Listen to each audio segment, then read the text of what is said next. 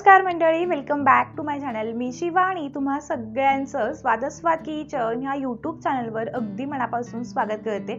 आपण रोज रोज 30 भाजी आणि चपाती खाऊन तर कंटाळतो. अशा वेळी आपण एक वाटी गव्हाचं पीठ आणि कांद्यापासून एक मस्त आणि भन्नाट अशी रेसिपी बघतोय. चला तर रेसिपीला लगेचच सुरुवात करूया. तर त्यासाठी आज आपण एक वाटी गव्हाचं पीठ आणि 3 मीडियम साईजचे बारीक चिरून घेतलेल्या कांद्याचा वापर असणारी ही रेसिपी बनवतोय. बऱ्याच जणांना असं होतं की भाजी चपाती खायचा कंटाळा येतो किंवा मुलांना तोच नाश्ता नको होतो. अशा वेळी करायचं काय, म्हणून मी ही खास रेसिपी घेऊन आलेली आहे. तर त्यासाठी इथं बघा, मी 1 वाटी इतकं गव्हाचं पीठ एका बाउलमध्ये काढून घेते. यामध्ये आता आपण चवीनुसार मीठ घालून आता हे पीठ आणि मीठ हे सगळं आपण चांगलं असं मिसळून घेणार आहोत. आणि त्यानंतर थोडं पाणी घालून आता ह्याची एक चांगली अशी कणिक मळून घेणार आहोत. किंवा जर तुमच्याकडे शिल्लक किंवा शिळी राहिलेली कणिक असेल तर तुम्ही ती देखील याच्यामध्ये वापरू शकता. आता कणिक बघा मी चांगली अशी मळून घेतली. आता वरून ह्याच्यावरती आपण 1 चमचा इतकं तेल घालून पुन्हा ही कणिक चांगली 2 मिनटं मळून ही कणिक साधारणपणे आपण रेस्ट होण्यासाठी 15 ते 20 मिनटं अशी साईडला ठेवणार आहोत, जेणेकरून कणिक चांगली भिजली जाईल. तुम्ही जर चॅनलवरती नवीन असाल आणि अजूनही चॅनलला सबस्क्राईब केलं नसेल तर प्लीज चॅनलला सबस्क्राईब करून त्यावरील बेल बटनला क्लिक करायला पण विसरू नका. आता कणिक रेस्ट होईपर्यंत आपण पुढची कृती करूया. तर त्यासाठी इथं बघा, एका पॅनमध्ये मी 2 मोठे चमचे तेल घातलं. तेल गरम झाल्यानंतर 1 चमचा जिरे, 1 चमचा ओवा, पाव चमचा ह्याच्यामध्ये हिंगपूड घातली, 2 बारीक चिरून घेतलेल्या हिरव्या मिरच्यांचा वापर केला आहे. आता हे सगळं आपण तेलावरती चांगलं असं परतवून घेतलं. हे सगळं चांगलं परतलं गेलं. आता ह्यामध्ये बघा मी साधारणपणे 5 ते 6 लसूण पाकळ्या आणि अर्धा इंच आलं हे ठेचून वापरलं होतं. आता हे पण आपण तेलावरती 1 ते 2 मिनटं परतवून घेणार आहोत. आता आलं, लसूण आणि मिरची हे सगळं चांगलं परतलं गेलं आहे. तर ह्यामध्ये आता आपण 2 चमचे इतकं डाळीचं म्हणजेच बेसनचं पीठ वापरतोय. तर बेसनच्या पिठामुळं काय होतं, ह्या रेसिपीला छान असं बाइंडिंग येतं. आता गॅस अगदी मध्यम करून हे बेसन पीठ आपण तेलावरती चांगलं असं खमंग भाजून घेणार आहोत. बेसन पीठ जेव्हा भाजलं होतं तेव्हा त्याचा कच्चापणा निघून जातो आणि त्यामुळे त्याची जी रेसिपी ती खूप छान लागते. हे सगळं भाजलं गेलं की ह्यामध्ये मसाले टाकायचे. ह्यामध्ये पाव चमचा हळदपूड, 2 चमचे काश्मीरी लाल तिखट आणि 1 चमचा ह्याच्यामध्ये मी धने पावडर टाकली. आता आपण ह्यामध्ये हिरवी मिरची आणि काश्मीरी लाल तिखट या दोन्हीचा वापर करतोय. तुम्हाला कसं तिखट आवडतं ह्यावर तुम्ही ह्याचं प्रमाण कमी किंवा जास्त पण करू शकता. आता हे सगळे बघा मसाले मी चांगलेसे मिसळून घेतले. काश्मीरी लाल तिखटमुळं ना ह्या रेसिपीला छान असा रंग येतो. आता ह्यामध्ये आपण 3 मीडियम साईजचे बारीक चिरून घेतलेले कांदे वापरलेत. हा जो कांदा आपण वापरतो ना तो भरपूर बारीक चिरून घ्यायचा.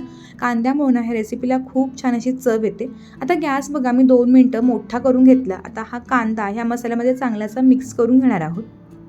कांदा जर तुम्ही चिरताना खूप मोठा चिराल ना तर ही रेसिपी फाटण्याची शक्यता असते. त्यामुळे कांदा चिरताना तो अगदी बारीक चिरून घ्यायचा. आता ह्यामध्ये आपण चवीनुसार मीठ घालूयात आणि पुन्हा हे सगळं चांगलंसं मिसळून घेणार आहोत.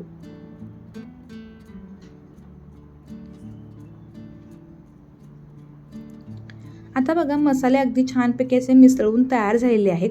कांदा पण बऱ्यापैकी मऊ पडलेला आहे. आता गॅस जो आहे तो बंद करून घ्यायचा.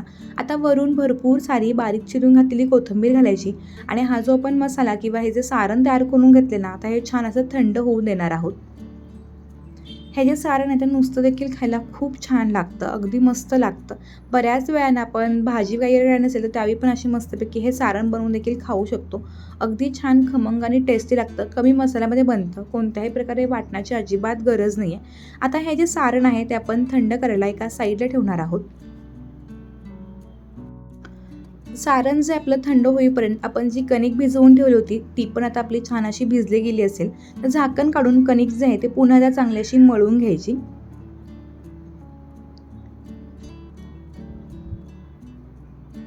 कणिक जी मळताना एक गोष्ट लक्षात ठेवायची, फार जास्त घट्टही नाही आणि फार जास्त पातळही नाही.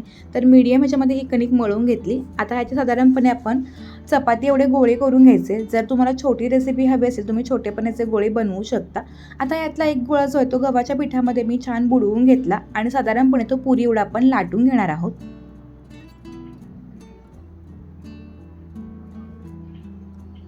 आता हा गोळा बघा पुरी एवढा लाटून झाल्यानंतर आपण जे सारण करून घेतलं होतं त्यातलं आपण साधारणपणे 1.5 मोठा चमचा इतकं सारण ह्याच्यावरती घालून घेतो आहे. आता तुम्हाला कितपत जास्त सारण आवडतं ह्यावरती याचं प्रमाण ठरू शकतं.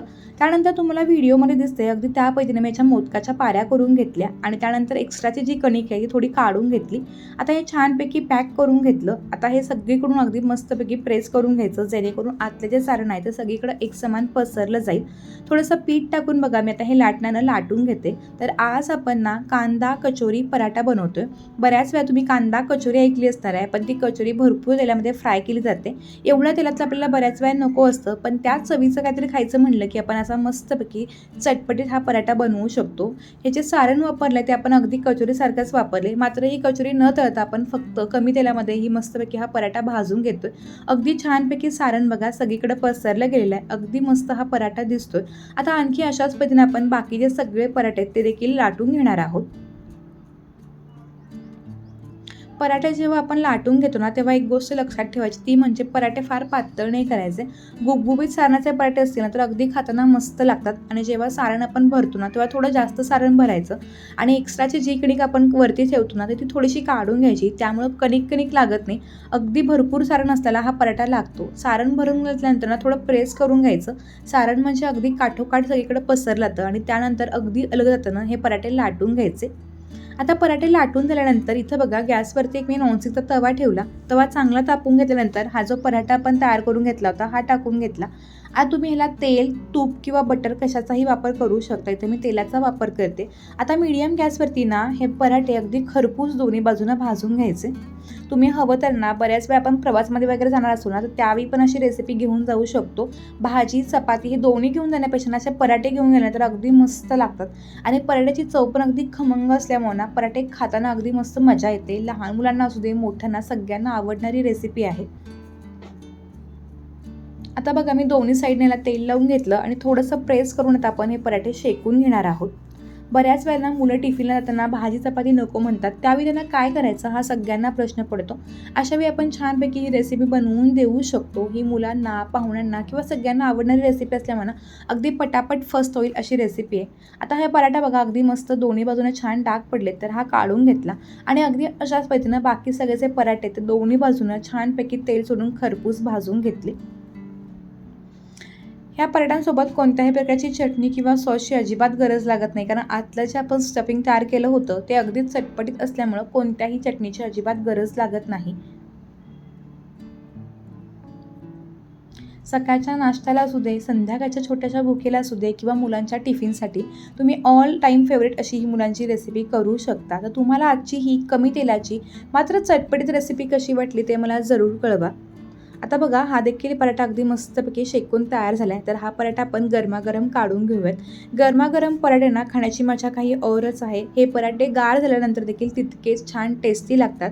तुम्हाला ही पराठ्यांची रेसिपी कशी वाटली हे मला जरूर कमेंटद्वारे कळवा. व्हिडिओ आवडला असेल तर नक्की व्हिडिओला लाईक करून हा व्हिडिओ तुमच्या नातेवाईकांमध्ये देखील शेअर करायला देखील विसरू नका.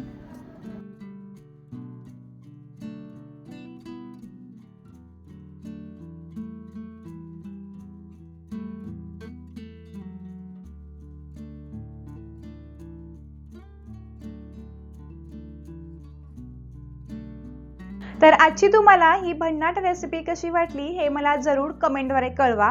हा व्हिडिओ, ही रेसिपी आवडली असेल तर नक्की व्हिडिओला एक लाईक करून चॅनलला सबस्क्राईब करायला पण विसरू नका. चला तर भेटू एका नवीन आणि इंटरेस्टिंग व्हिडिओ सोबत. तोपर्यंत धन्यवाद.